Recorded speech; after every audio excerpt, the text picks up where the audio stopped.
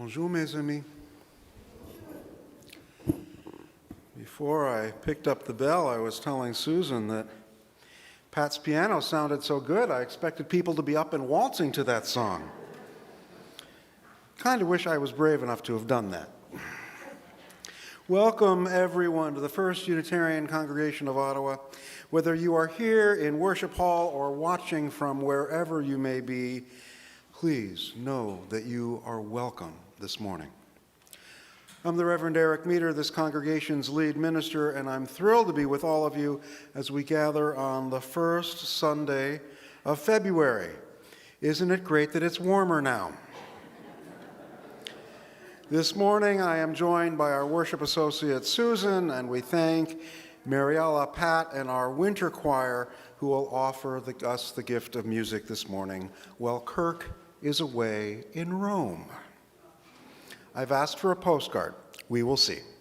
Hasn't arrived yet. So now, let us sing. Please rise as you are willing and able as we begin singing Here We Have Gathered, number 360 in our gray hymnal.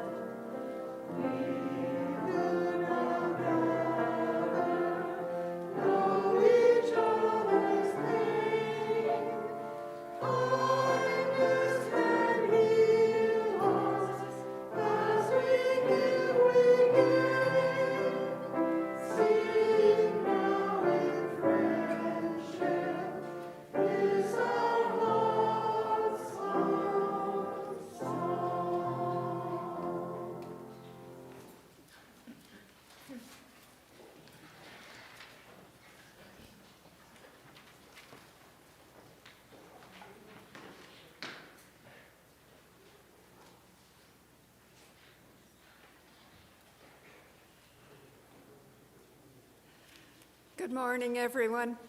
Once again, welcome to the First Unitarian Congregation of Ottawa. My name is Susan, and I am pleased to serve as worship associate this morning.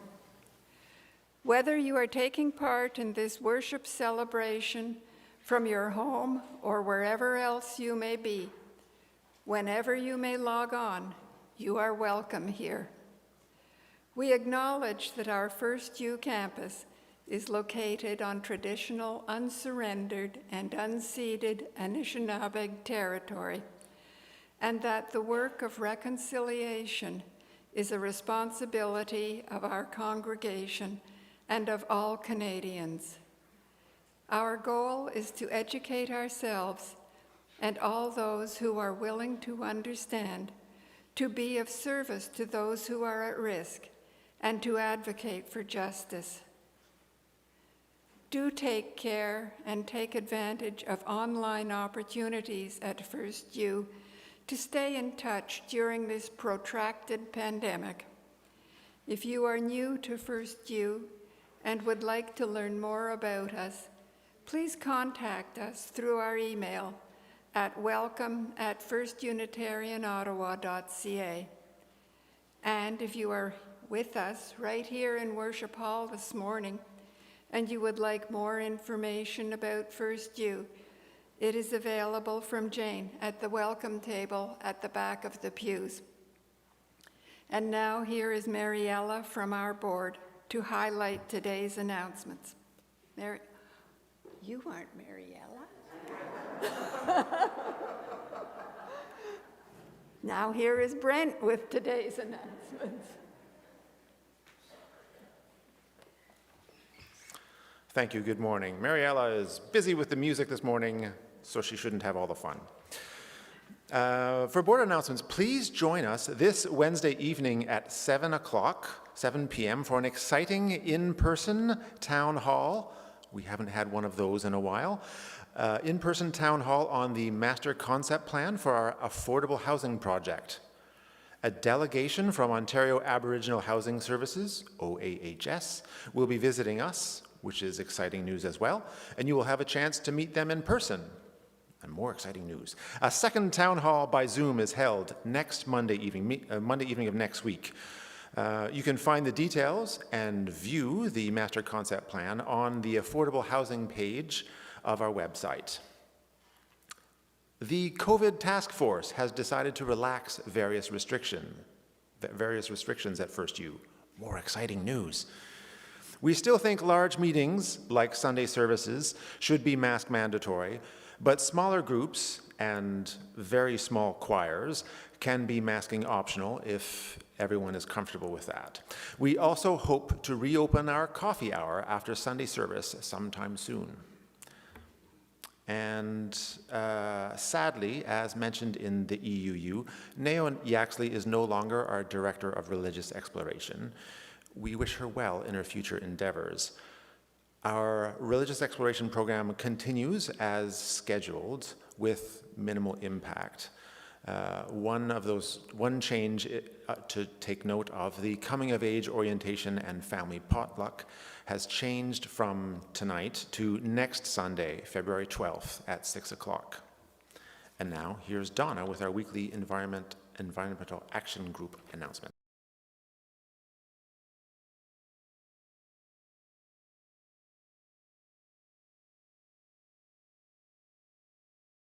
Owen Willer from the Environmental Action Group.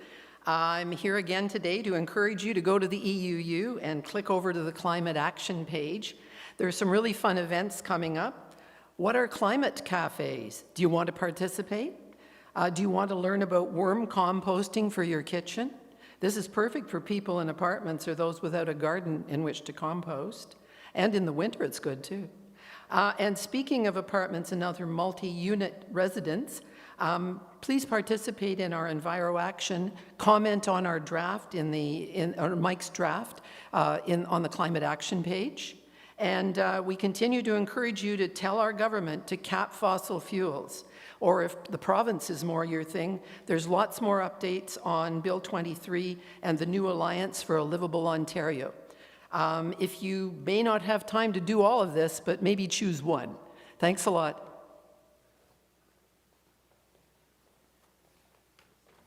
Thank you, Donna. We encourage you to sign up to receive the EUU, our weekly email newsletter. Check out our Facebook and our Instagram pages and our webpage for notices and updates. Our calendar continues to be as full as ever, with many of our activities still taking place online. Whatever you love, whatever your heritage, whatever your faith, whomever you love, and however you identify, today you are part of our spiritual community. Welcome to you all.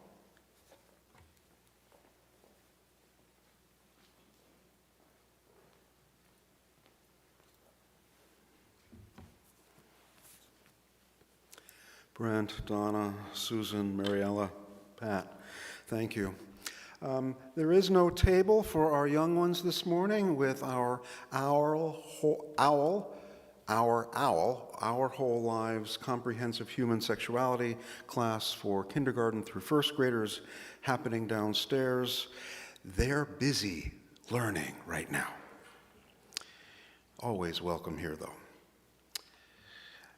We light our chalice this morning to these words by Dorothy Mae Emerson. A wise person once said, "Take from the past its ashes, not its ashes, but its fire."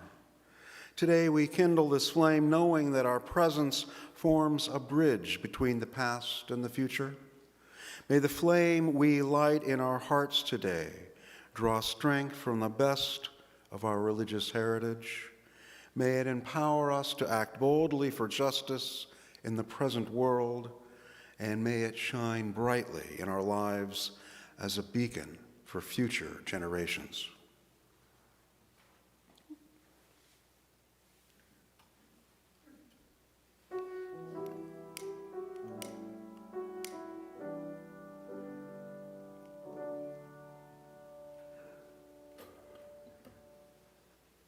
Our chalice is lit. Come, let us worship together.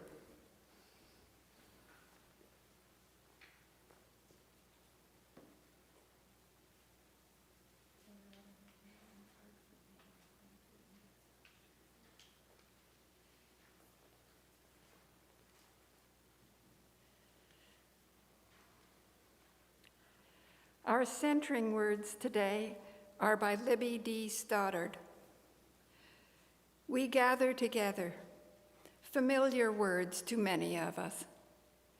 We, not called by name, not by special invitation, but we are those who are here, all who, walking by the door, come in, who come anonymously, burdened and borne by our visions, yearnings, despairs, solitudes.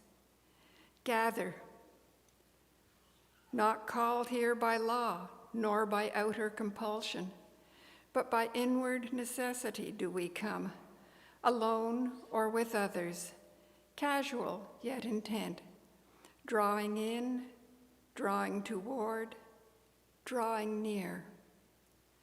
Together, this is the hardest, the most difficult. For within and without this building and this room, we irk, frustrate, and anger each other at least as often as we lend or give support. Together is a place. Together is a way. Together is a focus, an acknowledgement that we who gather are seekers and are equal in our seeking. And now, let us sing again. Please rise as you are willing and able, and join in singing Find a Stillness, number 352 in our gray hymnal, number 352.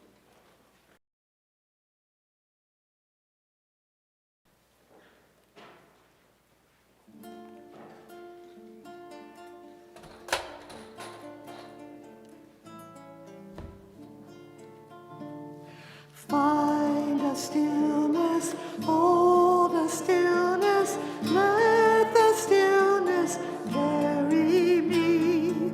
Find a silence, hold the silence, let the silence carry me. In the Spirit, by the Spirit, with the Spirit, giving power, I will find true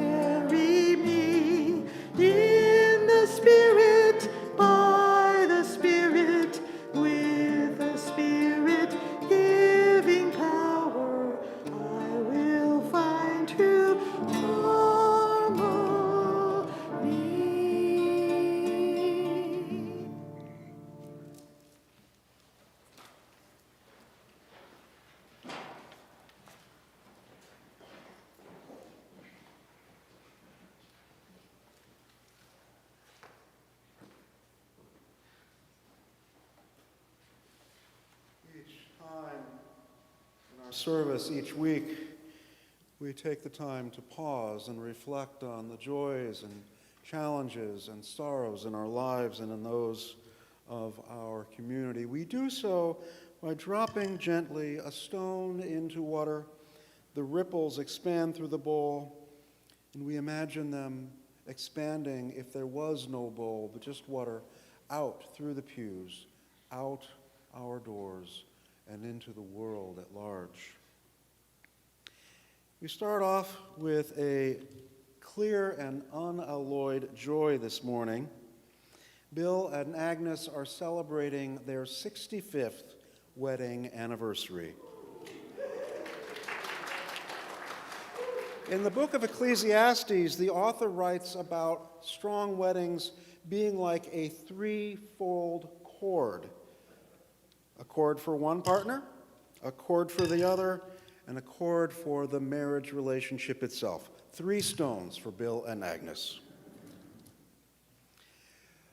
Our beloved Sherry is recuperating in the hospital right now, a stone for her thorough and speedy recovery.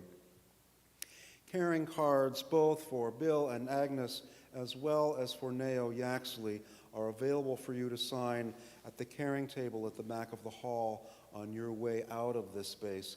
Even if you don't know them, a card bearing your signature shows your appreciation for all they have done to help make this community as truly vital as it is.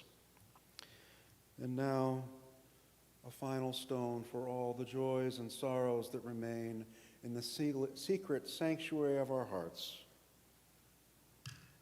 Let us gather now in a shared moment of stillness and reflection until Pat brings us forward with the gift of music once more.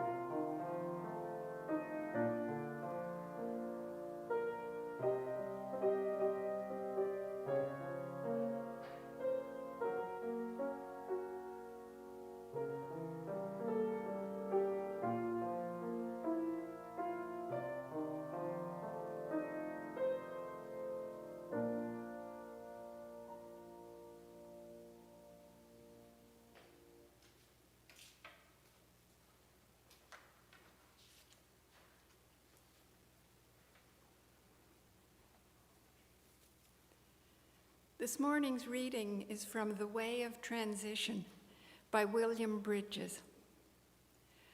Most people do not resist change. What we resist is transition. Transition and change are words that are often used as though they were synonymous, but they really aren't. Change is a situational shift. Getting a new boss is a change. And so is receiving a promotion or losing your job. Moving to a different house is a change. And so is remodeling your house or losing it in a fire. Having a new child is a change for everyone in the family, including the new baby, who was pretty well situated before all the change took place. And of course, losing a loved one is a change, a huge one. Transition, on the other hand, is the process of letting go of the way things used to be and then taking hold of the way they subsequently become. In between the letting go and the taking hold again, there is a chaotic but potentially creative, neutral zone, when things aren't the old way, but aren't really a new way yet either. This three-phase process, ending, neutral zone, beginning again, is transition. Transition is the way that we all come to terms with change. Without transition, a change is mechanical, superficial, empty. If transition does not occur, or if it is begun but aborted, people end up mentally and emotionally back where they started, and the change doesn't work. In spite of the new boss, or the new house, or the new baby, nothing is really different. When we resist transition, we resist one or more of the three phases of its makeup. We may resist letting go of the old. We may resist the confusion of the in-between neutral zone state. Or we may resist the uncertainties of making a risky new beginning. We resist transition not because we can't accept the change, but because we can't accept letting go of that piece of ourselves that we have to give up when and because the situation has changed. We also resist transition because it takes longer, often much longer, than change, and so it leaves us in limbo, while a replacement reality and a new self is gradually being formed. Although the change itself may immediately go straight from old to new, you live in one house one day and in another the next. Transition always makes us spend a surprising amount of time in that uncomfortable, in-between neutral zone. It is a long while after we arrive in the new house before we begin to feel at home. And looking back, we realize that we felt as though we were in transition during those last weeks in the old house too. Even the prospect of a change can put us into transition.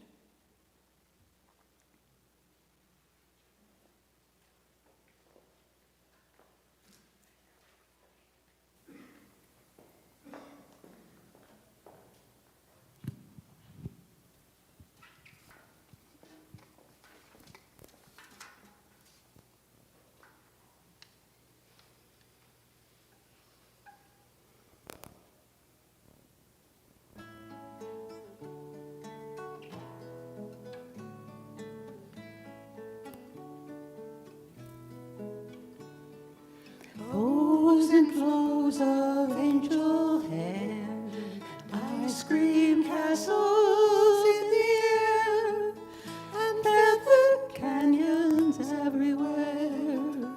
I've looked at clouds that way, but now they only block the sun. They rain and snow on everyone. So many things I could have done, but clouds get in my way. I've looked at clouds from both sides now, from up and down, and still somehow it's clouds' illusions I recall. I really don't know clouds at all.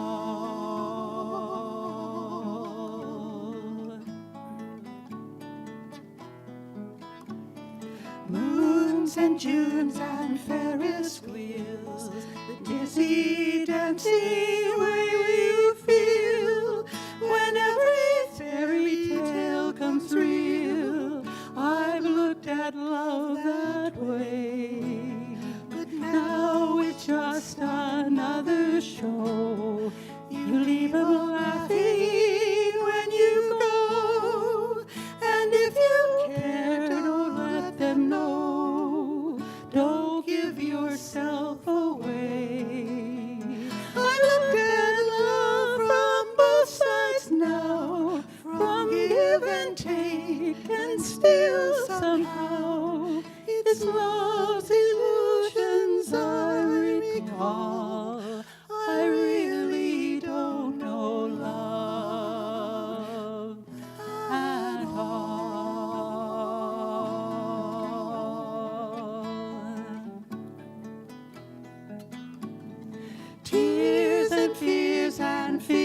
feeling proud to say I love you right out loud.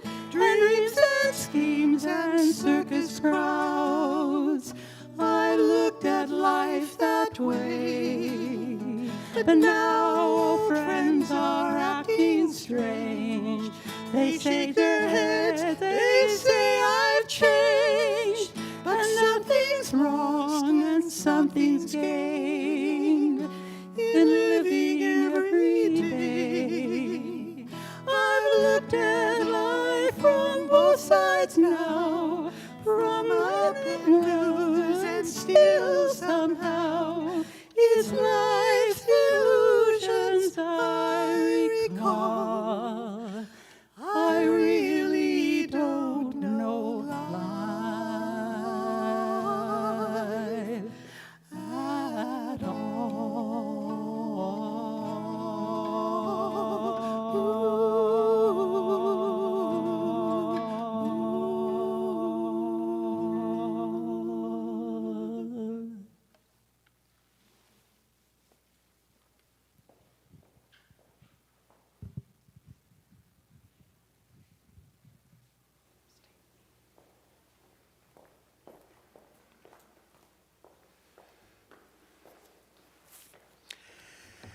I hope you have heard me say this. I have said it often that choirs are hard acts to follow. The same goes for duets. Thank you both. What were those lines from Joni Mitchell? Something's lost, but something's gained in living every day. Change. That almost four-letter word. You know, those small powerhouse words like hope and love and hate and cold and snow, let alone other words I have too much respect to mention at this time. We could say that the certainties of life are death, taxes, and that at least one thing will be different by the time we end our day from the way things were when we woke up. Sometimes those changes are clear, other times they are gradual, incremental, but every day brings something new. A new ache, a new pain, a new challenge, a new possibility. When I've led grief work with groups of people, we begin by charting each person's life journey. We take stock of the inevitable ups and downs, the changes along the way, before we look to see what patterns there are in how each person has dealt with those changes. Each of us has our own history of the changes we've lived through, the changes we've endured, and the changes we've brought about. Don't forget the last part. Simply by living, we are all stones dropped into water, the ripples expanding just as those in our joys and sorrow bowl do. And here in this part of the city, there are changes that affect us all, changes underway and changes on the near horizon. The light rail construction is a continuing reality we will be living with for some time. And over the last several years, we here have been talking about expanding the buildings on our campus. And as Brent mentioned earlier, this Wednesday, we will host the first of 2 town halls to begin discussing our new master plan. On Wednesday, the town hall will take place here in this room. The second one on Monday, the 13th, will take place, as Brent mentioned, online. The proposed changes we'll be discussing during those meetings and voting on in months to come promise to change life here at least as much as the formation and construction of the Unitarian House and River Parkway Children's Center. What's the fabled Chinese curse? May you live in interesting times? Well, we certainly do. And the thing is, we always, humans always have. As I've said before, the possibility of living into our responsibility to further the end of reconciliation with the indigenous peoples who lived here long before we settlers arrived is the most courageous thing any congregation I've been a part of has entertained. And while I hope we will vote for it, it is more important to me now how we go about making that decision. Any big change, no matter what is gained, means that something will be lost as well. We have to understand, appreciate, and respect that. While we stand to gain a little village, to use the proposed name of the plan, there will be some things lost if we go forward. We have to appreciate that fact.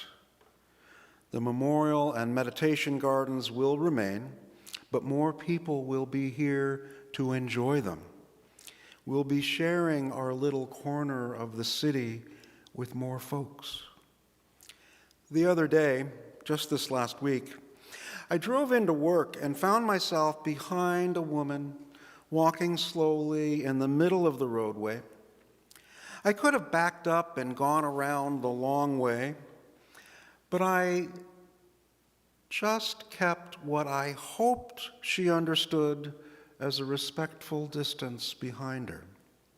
I simply wanted to take the opportunity to drive as if I was walking with her, slowly and deliberately, with no need to hurry or rush.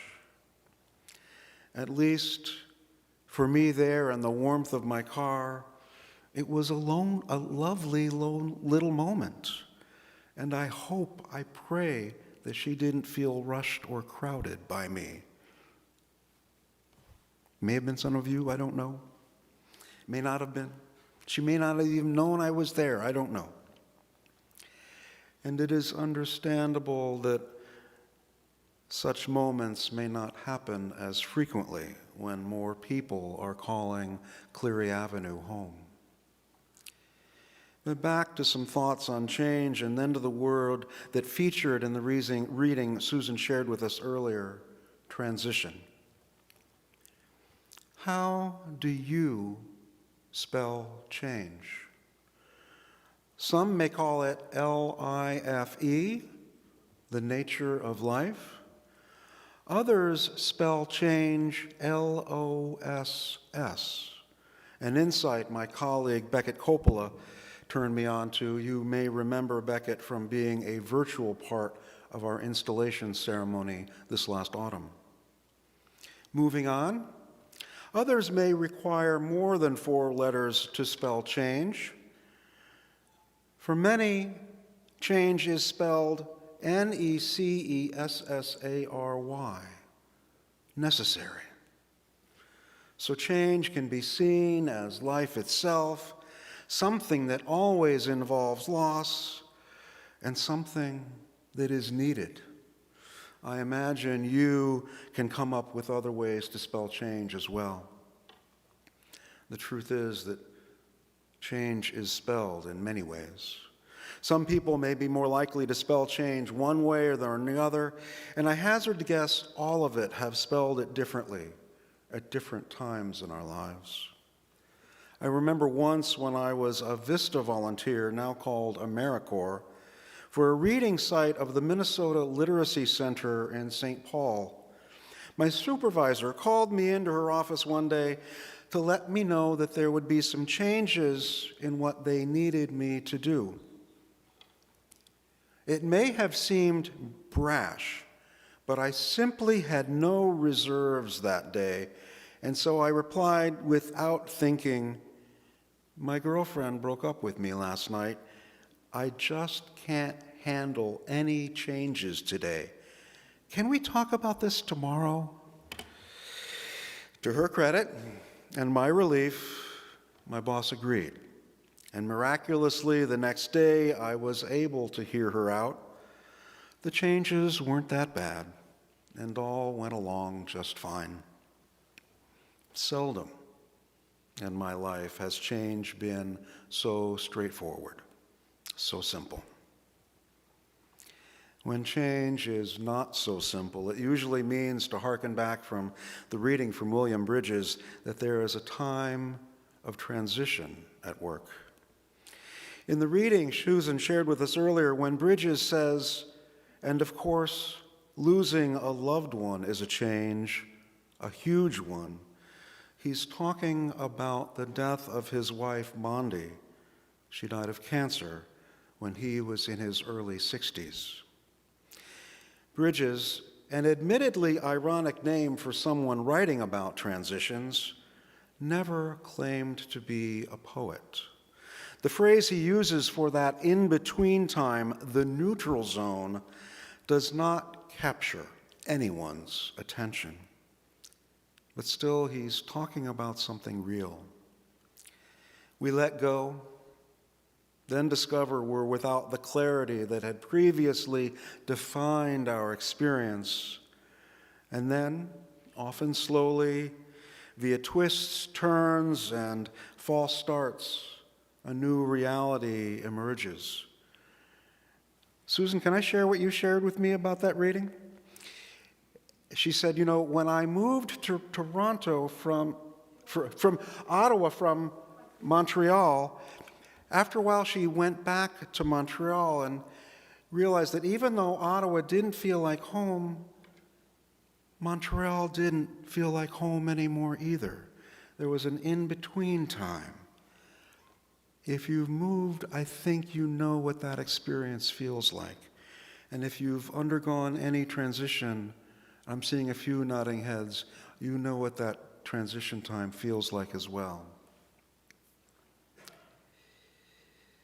This is how Bridges describes his experience in his own neutral zone time after his wife's death. The uncertainty about my future slowly began to disclose an unexpectedly meaningful quality as the weeks went by. Embracing that uncertainty willingly began to seem like a strange sort of spiritual discipline. When I felt uncertain and anxious, I could watch my mind start to produce pseudo-realities to calm me. It was like that period before Mondi died when my mind busily invented interpretations of her test results. Now I'd catch myself inventing imagined futures. They were mildly comforting, but they always left me discouraged because they offered no path to follow. They were like panoramas painted on the wall that went nowhere. He continues, but then I'd think, there I go again. And in my self-recognition as a person using an imaginary future to quiet my fear, I'd see how much of my life was spent doing just that. It was a spiritual discovery of sorts, and when I caught myself doing that, I'd say to myself, almost as if I was talking to a small child, that's okay. You'll be all right. You don't have to make believe. And then, unaccountably, I'd feel better, stronger. As the weeks went by, I found that I was developing, without any intentional effort, what the British poet John Keats called negative capability. Being able to live with uncertainties, mysteries, doubts, without any irritable reaching after fact or reason. How often do we use an imaginary future to quiet our fears? If you're anything like me, more often than you would care to admit. Still, it is human nature to imagine possibilities, even unlikely ones, especially unlikely ones. And the process can, as it did for Bridges, allow us to hold an open space for what may come and allow the creativity of the world to arise of its own volition. Now, we as a community of faith are facing some of the challenges that are before us and challenges still to come. Some of these we have a say in helping shape, helping create. Others we don't, by and large. Using Bridges' framework, we're still, by and large, in the letting go phase, at the least, or at the most, I should say, at the early stage of transition in what is happening in our small corner of our city. We're smart people. This is not, as the saying goes, our first rodeo. We have a sense of what development means. What may be less clear, the benefits of the proposed little village will provide. Whatever happens, we do need to mourn the loss of our quiet little garden space where we can walk in the middle of the roadway without interruption. That will happen less frequently, and we have to mourn that. It's a loss. As I've quoted our own David Chernyshenko earlier, we need to prepare ourselves to being a downtown congregation once again. Around the time this community moved here beside the Parkway, faith communities by the hundreds moved from the city center to the suburbs or the edge of their cities. This congregation did the same, and then did something else. We gave birth to both River Parkway and the Unitarian House to intentionally serve vulnerable populations. And now we see a means to serve others who do so as part of a nationwide reconciliation efforts. This is exciting and bold. It puts us on the map in the way we have not been since we sheltered here just out those doors, Samsumia and Sri Kumar Rai. Will we lose something in the bargain? Yeah, we will. But that's not the most crucial question for us right now. The question we need to be asking ourselves is whether what we lose will be a worthy exchange for what we can help create. That's what we need to be focusing on in the weeks and months ahead. In our community, as well as our individual lives, the same question applies. What will we lose in the exchange for what we will gain? Change is and always will be many things. And it is often far from comfortable.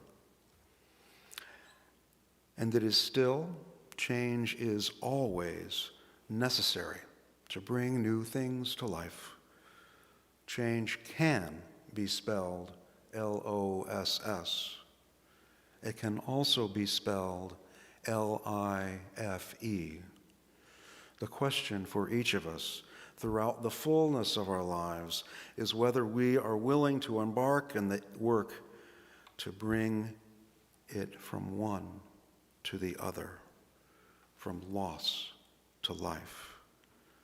May we answer once again, yes to life. May it be so. Amen.